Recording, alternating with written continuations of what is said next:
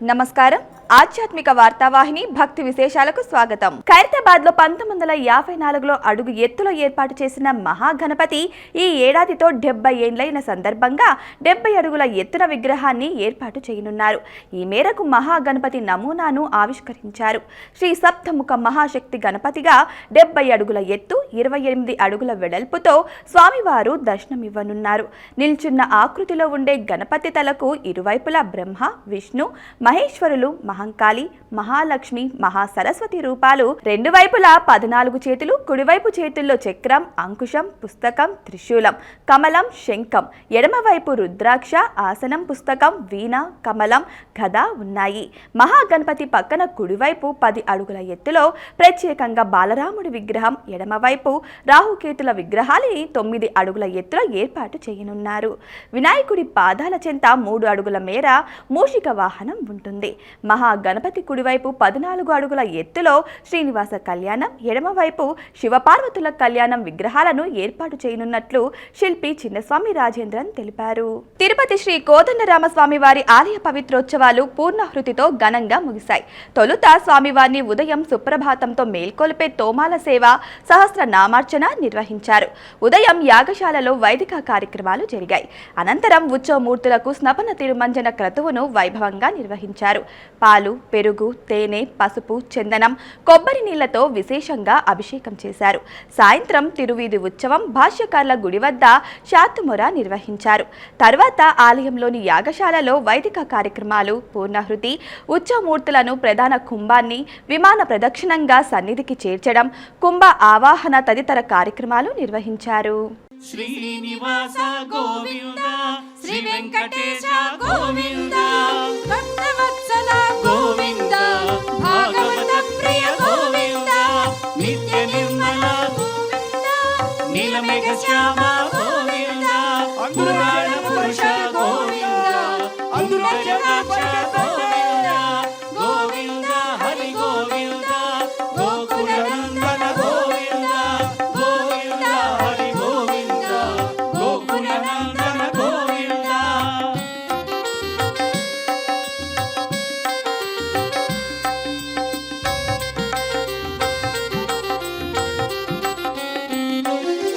నందనందన గోవింద, నవనీత చోర గోవింద, పశుపాలక శ్రీ గోవింద, పాప విమోచన గోవింద, దుష్ట సంహార గోవింద, దురిత నివారణ గోవింద, శిష్ట పరిపాలక గోవింద, కష్ట నివారణ గోవింద, గోవింద హరి గోవింద, గోకుల నందన గోవింద, గోవింద హరి గోవింద, గోకుల నందన గోవింద, వజ్రమకుటధర గోవింద, వరాహమూర్తివి గోవింద, గోపీజలోల గోవింద, గోవర్ధనోద్ధ. ఒంటిమిట్ట శ్రీ కోదండరామస్వామి గర్భాలయాన్ని 2 నెలల పాటు మూసివేయాలని తితిదే నిర్ణయించింది. పాలక భవనంలో పురావస్తు శాఖ సిబ్బందితో తితిదే అధికారులు, అర్చకులు సమావేశమయ్యారు. గర్భాలయానికి మరమ్మత్తు పనులు చేపట్టాలని నిర్ణయించారు. సెప్టెంబర్ 8వ తేదీ నుంచి 2 నెలల పాటు బాలాలయంలోనే ఉత్సవమూర్తులను భక్తులు దర్శించుకోవాల్సి ఉంటుంది. నెల్లూరు జిల్లా జొన్నవాడలోని శ్రీ మల్లికార్జున స్వామి కామాక్షి తాయి దేవస్థానంలో సామూహిక కుంకుమార్చన పూజలు ఘనంగా జరిగాయి. తొలుత ఆలయ అర్చకులు అమ్మవారి విగ్రహానికి ప్రత్యేక అభిషేకాలు, అర్చనలు నిర్వహించారు. అనంతరం పట్టు వస్త్రాలు, పూలమాలతో ప్రత్యేకంగా అలంకరించారు. తదుపరి కుంకుమార్చన పూజలు చేశారు.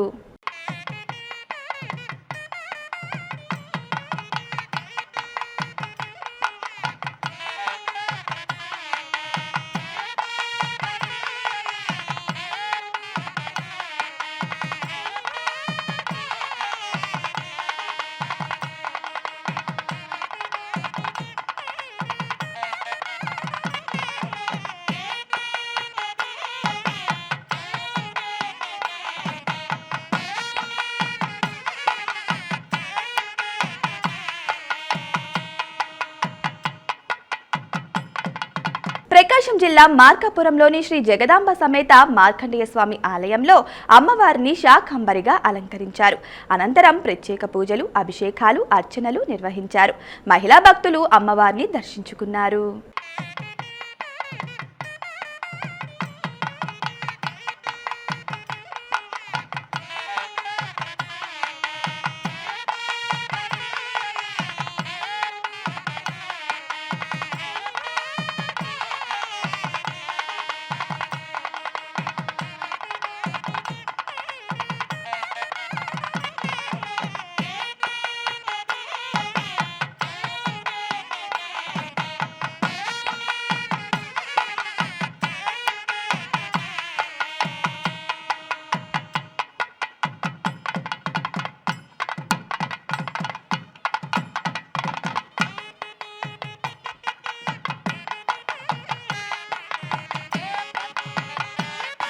మచిలీపట్నం జిల్లా గోపువానిపాలెంలోని విజయ కోదండరామాలయంలో శ్రీ సీతారాముల శాంతి కళ్యాణం ఘనంగా జరిగింది. పునర్వసు నక్షత్రం సందర్భంగా ప్రతి నెల ఈ ఆలయంలో శాంతి కళ్యాణం నిర్వహించడం ఆనవాయితీ. రామనామం ఆలయ ప్రాంగణంలో మార్మోగింది.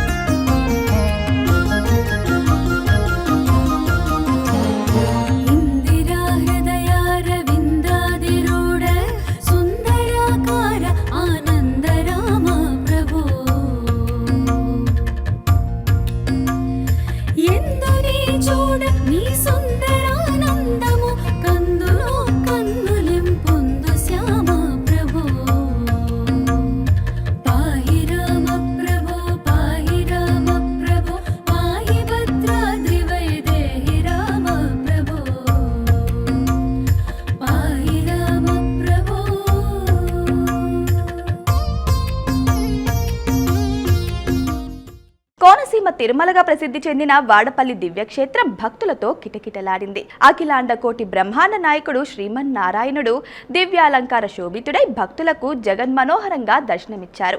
50,000 మందికి పైగా భక్తులు 7 ప్రదక్షిణలు చేసి స్వామివారిని దర్శించుకున్నారు.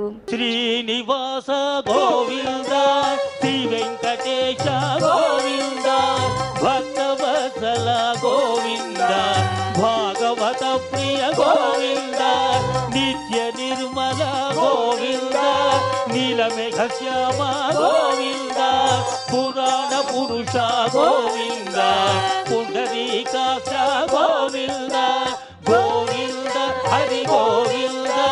అందరూ పలకాలి, తమ తమ చేతులు శిరస్సు మీద ఉంచి గోవిందనామ స్మరణ చేయండి. మోక్షాన్ని పొందండి. గోవింద గోకుల నందన గోవింద గోవింద.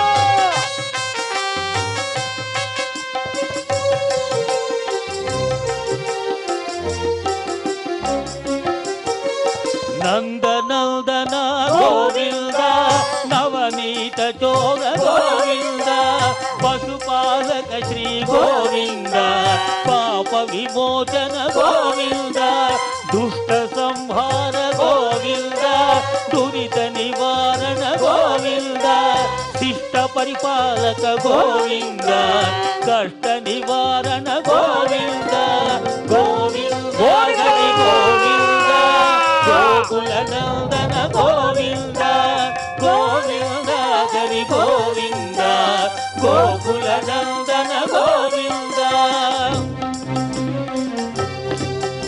గోవింద గట్టిగా.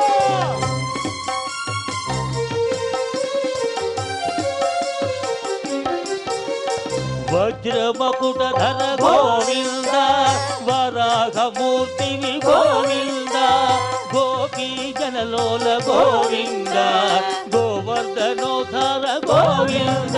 తూర్పు గోదావరి జిల్లాకు చెందిన భక్తులు యాత్రగా పుట్టపర్తి వచ్చారు. శ్రీ సత్యసాయిబాబా మహాసమాధిని దర్శించుకున్నారు. సాయంత్రం సాయి కుల్వంత సభ మండపంలో ఆలపించిన భజనలు మైమరిపింపచేశాయి. వేములవాడ శ్రీ రాజరాజేశ్వర స్వామి ఆలయంలో మహాలింగార్చన వైభవంగా జరిగింది. 11 మంది ఋత్వికులతో శ్రీ లక్ష్మీ గణపతి స్వామివారికి అభిషేకం, శ్రీ రాజరాజేశ్వర స్వామివారికి మహన్యాసపూర్వక ఏకాదశ రుద్రాభిషేకం, శ్రీ రాజరాజేశ్వరి అమ్మవారికి లలిత సహస్రనామ చతుష్టోపచార పూజలు, పరివార దేవతలకు అభిషేక పూజలు నిర్వహించారు. స్వామివారి కళ్యాణ మండపంలో మట్టితో లింగాకారంలో పేర్చి ప్రాణ ప్రతిష్ఠ చేశారు. ప్రత్యేక పూజల అనంతరం పిండితో చేసిన ప్రమిదలను వెలిగించారు.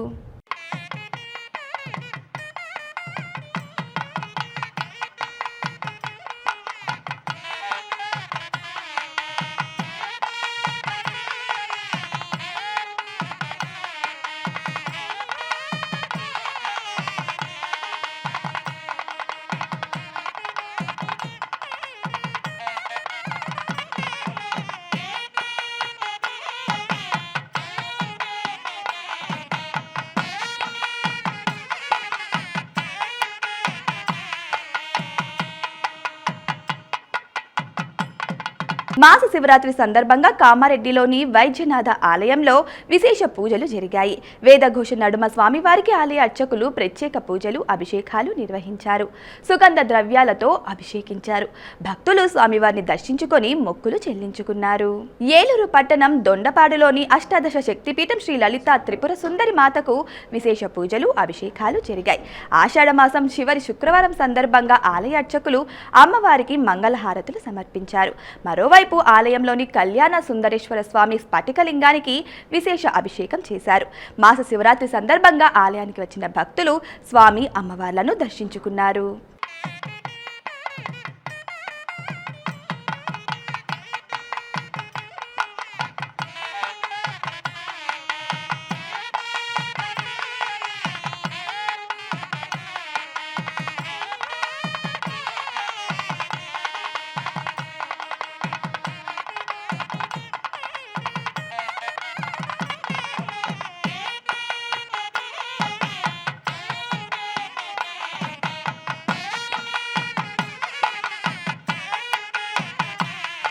భక్తులంతా ఎదురు చూస్తున్న శ్రావణ మాసం రాని వస్తుంది.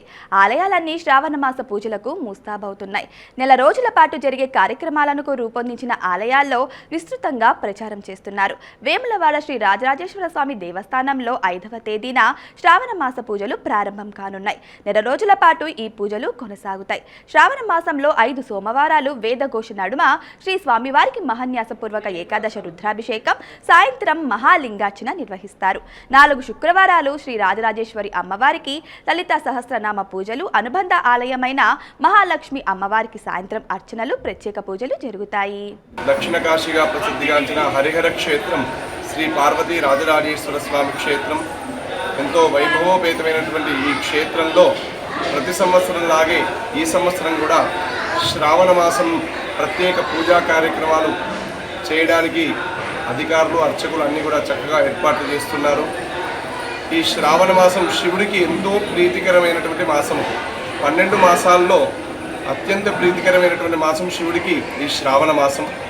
ఈసారి ప్రత్యేకంగా ఈ శ్రావణ మాసంలో 5 సోమవారములు, 4 శుక్రవారాలు వస్తున్నాయి. 5వ తారీఖు నాడు శ్రావణ శుద్ధ పాడ్యమి సోమవారం నాడు ప్రారంభమవుతుంది. ఆనాడు స్వామివారికి మహాన్యాసపూర్వక ఏకాదశ రుద్రాభిషేకము, అలాగే సాయంకాలం మహాలింగార్చన కార్యక్రమంతో 5వ తారీఖు మొదటి సోమవారం నాడే శ్రావణ మాసం ప్రారంభం. ఆ రోజే స్వామివారికి ప్రత్యేక పూజలతో శ్రావణ మాసం ప్రారంభమవుతుంది. కాళేశ్వర క్షేత్రం శ్రావణ మాసానికి ప్రత్యేక వేదిక కానుంది. ఆగస్టు 5 నుంచి సెప్టెంబర్ 3 వరకు నెల రోజులు శుభ గడియలే. ఈ మాసం ఎంతో ప్రత్యేకతతో కూడుకుంది.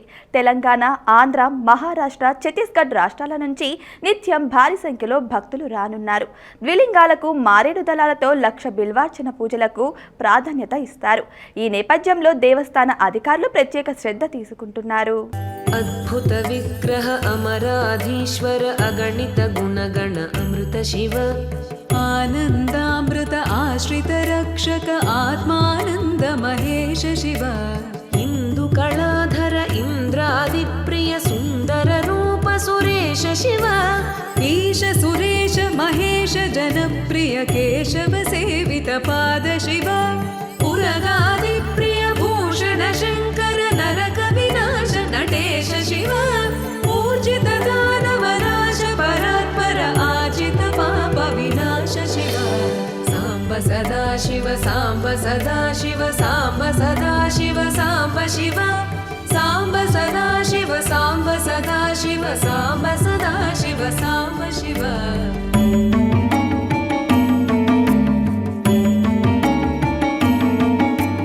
ऋग्वेद श्रुति मौळि विभूषण रविचन्द्राग्नि त्रिनेत्र शिव रूपमनादि प्रपंच विलक्षण ताप निवारण तत्व शिव लिंग स्वरूप सर्वबुध प्रिय పవిత్ర పుణ్యక్షేత్రమైనటువంటి శ్రీ కాళేశ్వర ముక్తీశ్వర స్వామివారి దేవాలయం లోపల శ్రావణ మాసం ఆగస్టు 5వ తారీఖు నుండి సెప్టెంబర్ 3వ తారీఖు వరకు నెల రోజుల పాటుగా శ్రీ శ్రావణ మాసం ప్రత్యేక పూజా కార్యక్రమాలు నిర్వహించబడుతున్నది. భక్తులందరూ కూడా త్రివేణి సంగమంలో గోదా నది స్నానాలు ఆచరించుకొని స్వామివారికి అజలాలతోటి అభిషేకించవచ్చు.